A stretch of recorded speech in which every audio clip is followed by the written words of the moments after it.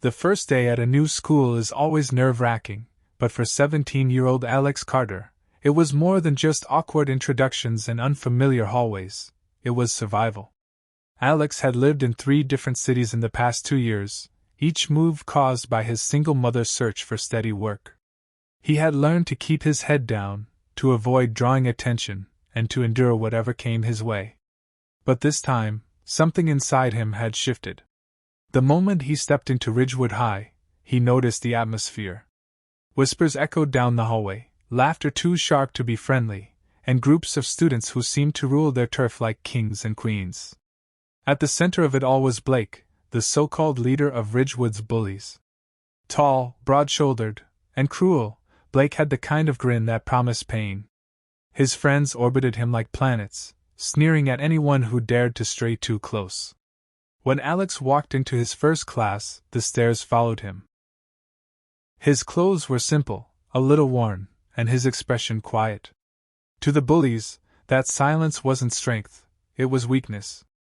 Blake leaned over from the back row, whispering loudly enough for everyone to hear. "Looks like we've got fresh meat." Laughter rippled across the room. Alex lowered his eyes and focused on the lesson, but his hands clenched beneath the desk.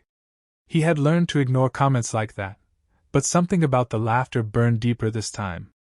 By lunch, the bullies made their move.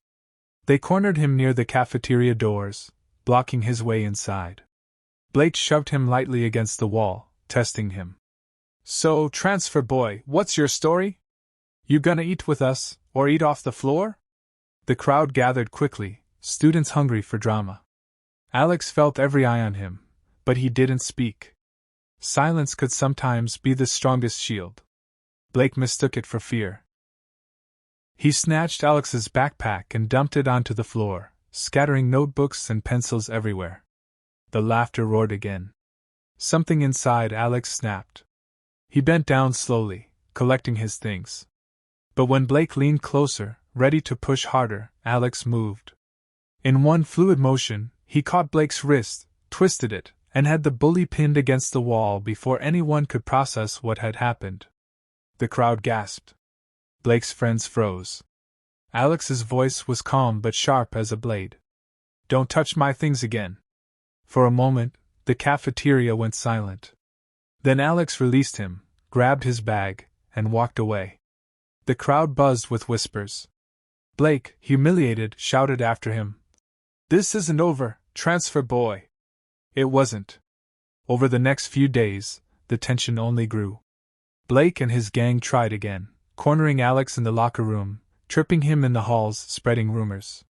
But each time they pushed, Alex pushed back harder. He wasn't just good at fighting.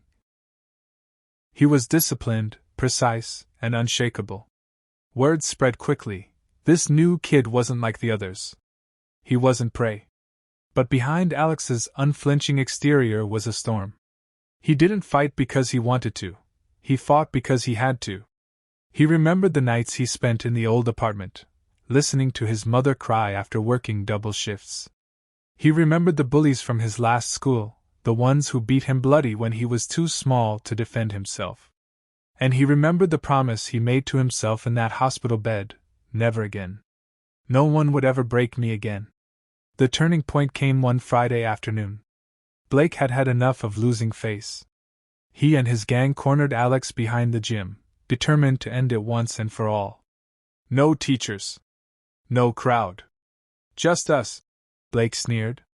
The fight was brutal. Blake lunged first, throwing wild punches. Alex dodged, countered, and moved with the precision of someone who had trained for years. His late nights practicing boxing drills in a rundown gym, his mornings running through quiet streets, they all paid off here.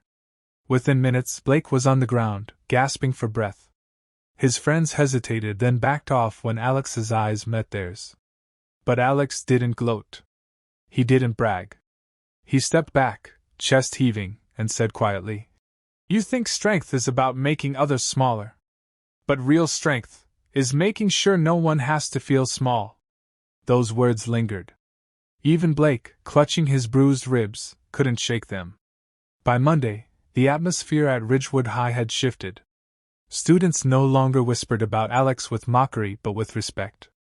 Some even approached him, sharing stories of how they, too, had suffered under Blake's reign. Alex realized then that he hadn't just fought for himself, he had stood up for everyone who had been too afraid to.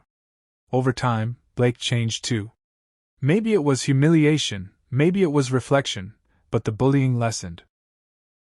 He never apologized outright, but the cruelty lost its bite. Alex didn't need his apology. He had already won the bigger battle. In the end, Alex learned something powerful. Fighting wasn't about fists and bruises. It was about standing tall when life tried to break you down. It was about showing others that silence wasn't weakness, and that resilience could inspire more than fear ever could. And so, Ridgewood High remembered him not just as the transfer student who fought back, but as the one who taught them what real strength looked like. Closing message for the video. Sometimes the battles we fight aren't just for ourselves.